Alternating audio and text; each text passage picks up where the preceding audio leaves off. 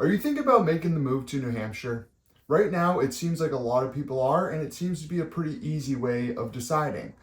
With the no state income tax, with the small town charm, and of course, the great outdoors of New Hampshire. But before you pack that U-Haul and start making the move up here, there are a couple things you really should know before you actually decide that New Hampshire is the place that you want to call home. Hi, and welcome to my channel. My name is Shane Moynihan. I'm a local real estate agent and investor based right out of Keene, New Hampshire. If you're looking to buy, sell, or invest in real estate, feel free to reach out to me.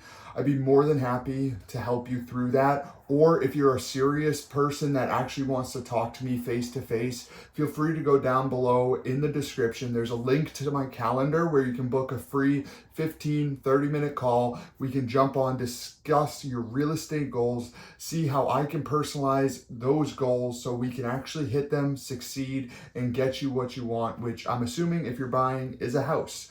So without further ado, I'm going to be sharing the 5 biggest things about New Hampshire that you really need to know before making the move. I tell this to all my clients, and I've helped at least 10 to 15 people move from out of state up here to New Hampshire. It can be a big, daunting move, but if you have someone on your sideline up here in New Hampshire, it's gonna really make that difference and get you the house you want.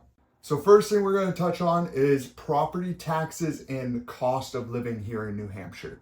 Now, of course, a huge draw to New Hampshire is the no state income tax and the no state sales tax. Those are huge draws, but a lot of people will overlook the part that we get hit hard on because of those good sides.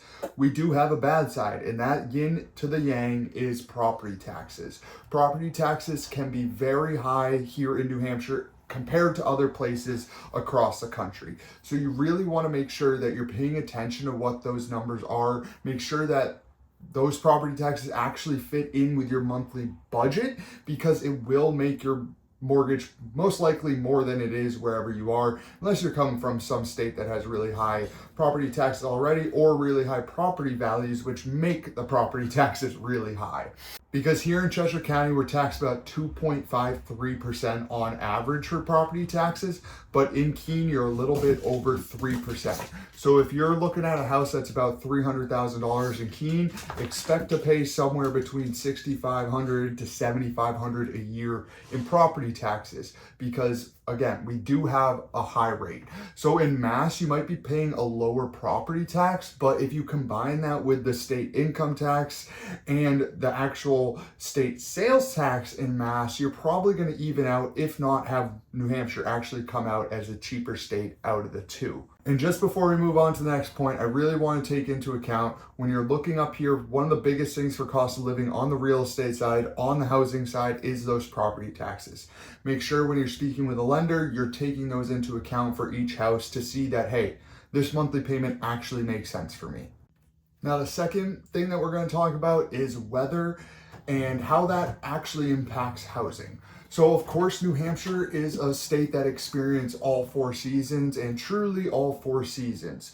So we will have days in the summer where it's above 100 degrees, humid and super hot. And then we'll also have days in the winter where it's -10 and the wind chill can be even colder than that. So it does get to both extremes here in New Hampshire, and people have to understand that. So of course, the biggest one that people don't understand is the winter time one. So that's an aspect I'm going to be hitting on the most. Before I jump into the impacts it has on the housing, I want to touch base that if you're moving to New Hampshire, out of state, maybe you're only spent your whole life down south, you haven't seen snow. If you're coming up to New Hampshire, one, you're going to probably need a car to get around. We don't have a ton of public transportation. It's a smaller population state. We're pretty spread out. That's not really a thing. In some cities, we have some bus routes here and there, but that's only like if you really, really need the necessities. And then the other thing I want to touch base on is if you do have your own car, you never driven in the winter, you should probably get something with all-wheel drive, or at least the option of 4-wheel drive. If it's in like a pickup that can switch from 2-wheel drive to 4-wheel drive, because it's going to help a ton on learning how to actually drive on icy, snowy roads. So the impact that winter actually has on the houses is a few things. So of course, Heating. That's going to be one of the big things. You want to understand how you're heating the house. Is it oil? Is it gas? Is it natural gas? Is it propane gas? Is it a wood oil mix? Is it mini splits? There's a bunch of different options, and you want to know which one you're going to be having to take into account for expenses. Because if you're in an old house like New Hampshire has, 1900s is pretty typical. If you're in an old house with old windows, your heating bill is going to be very expensive because you probably don't have the best insulation. So you really want to take those internals into account. Then there's externals on the outside of the house. So things like ice dams are one of the biggest things people don't understand. An ice dam essentially is when water collects down towards the bottom of your roof, but it's because typically you don't have the best insulation in your actual house. So all the snow is getting hit with the heat coming out of your house, therefore melting it onto your roof, and then the angle that's off, hanging off the house, the actual roof that's hanging off, well, there's no heat there. So that all melts down onto there, causing a dam, and then ice builds up in there. And it can cause some really bad issues with the roof because it can either penetrate inside, causing a leak, or if you have gutters up, well, it can just ice dam right on the gutters and rip those things right off. So that's one thing you want to be understanding of, at least on the outside of your house. And then on the other part of the outside of your property is the driveway. You're going to have to remove snow somehow. So whether you have a small driveway and you're just going to shovel it or snow blow it, or if you have a really long driveway, you're going to want to figure out a way to get that plowed. Are you going to take into account having to pay a plow guy? Are you someone that has a pickup and a plow? Are you going to buy a pickup and a plow? Or are you going to buy a tractor? So these things are something you want to think about, because last year or this year, I think it was the end of last year, I sold a house that had just under half-mile driveway up a hill. The first thing they got after they bought the house was they went and bought a pickup truck with a plow on it because they knew winter was coming. And they had a huge driveway that they had to plow. So make sure you take that into account. Now, of course, New Hampshire, having all this stuff is great because you get to experience everything, and it opens up so many more different options. This doesn't have anything to do with housing, but has so many different options for things to do throughout the seasons. So of course, throughout the winter, you have snowboarding, skiing, cross-country skiing, ice skating, ice fishing, snowmobiling, all those good things. During the spring, summer, and fall, you have, well, I guess it just depends how hot it is, but you can go hiking, you can go fishing, you can go kayaking, canoeing, water sports, disc golf is awesome around here, regular golf. There's tons of things to do with the seasons changing, and that is one nice part about it. Next thing we're going to touch on is New Hampshire's lifestyle. And of course, this does have to do with outdoor living, because New Hampshire is ranked as one of the safest states in the whole entire country. So that is another huge draw up here, is we're a very safe state. Like, I've been a New Hampshire resident for my whole life, 27 years, and New Hampshire is a very friendly state, but people mind their business. They don't really go out of the way to be friendly, but they also aren't like super mean. So it's one of those things where I was like, yeah, they might not say hi to you every time, but they're nice, they're going to lend a hand. And then of course, being up here, we're a smaller population state, meaning we're kind of more laid back almost. We have a slower pace of life, I feel like, than other things, especially huge cities. We're not that type of pace of life at all. And there's a ton of small businesses up here, which is awesome to see. So you can really support and see local businesses actually see the growth that they deserve. So when you're up here, of course, there's tons of outdoor activities. A huge one is hiking, because we have the White Mountains up in the northern part of New Hampshire, and there's 48 4,000 footers that people love to go hike and cross that 48. They just call it the 48 off their checklist. My girlfriend loves hiking, me not so much. And then, of course, there's all the other good stuff about New Hampshire. So like the fall foliage. Now, we will get people who come up from other states just to look at the fall foliage. There's lakes, there's just a bunch of outdoor things. I mean, the biggest things I do is I like going for runs and I like going to play disc golf. Those are my two things that I really like to go explore in New Hampshire.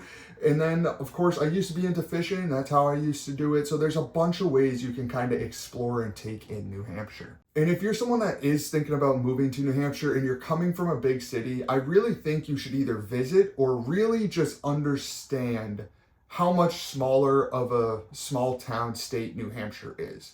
Like, we really don't have that infrastructure, that huge area like some super busy cities do. We're just a little bit slower pace. There are some areas like Manchester, Salem, those ones are a little bit busier, picking up and really have a lot of industry, but other areas are pretty laid back. Now, I do want to touch on the housing market in New Hampshire because over the past couple of years, it has changed a lot. Right now, we're sitting a little bit over $500,000 for the median sales price in Keene. Now, I work on the western side of the state in Cheshire County. My main part is Keene, New Hampshire. And over here, home prices are right under $400,000. So we are on the cheaper side of the state. Again, because there's just not as much things going on here. A lot of people like living in the Manchester area towards the seacoast. If they have commutes to Boston, that makes it easier. Over on this side, houses are still relatively affordable, and people really, I dealt with a ton of people moving up from Mass, from Connecticut, from a little southern states near us, up to New Hampshire, just to get, really a lot of them just want more space, more house for their money, because property values everywhere have went up a lot, but down in Mass, they're just becoming so crazy that most people cannot afford them. So they're willing to buy a house over here in New Hampshire and still keep their job in Mass, but at least they can get a lifestyle they can afford and a house they really want. The biggest issue we have up here in New Hampshire, and we've had it for years, is inventory. So even though a lot of the housing market across the country is kind of having a tough time right now, a lot of places are just seeing listings sit, not move, need price drops. Up here in New Hampshire, you're seeing that a little bit, but it's more when people completely overprice a house or just want absolute top dollar for their house.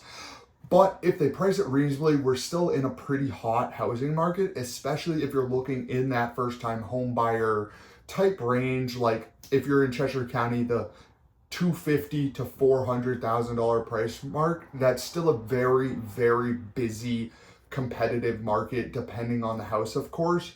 But you will see multiple offers up here, even though other parts of the country are hurting to even produce one offer. Then the last part I want to touch on is the community and the culture here in New Hampshire. Like I said, New Hampshire is a small population state. We have a small town feel to a lot of our towns around here, which is a really good thing because New Hampshire towns are really community driven.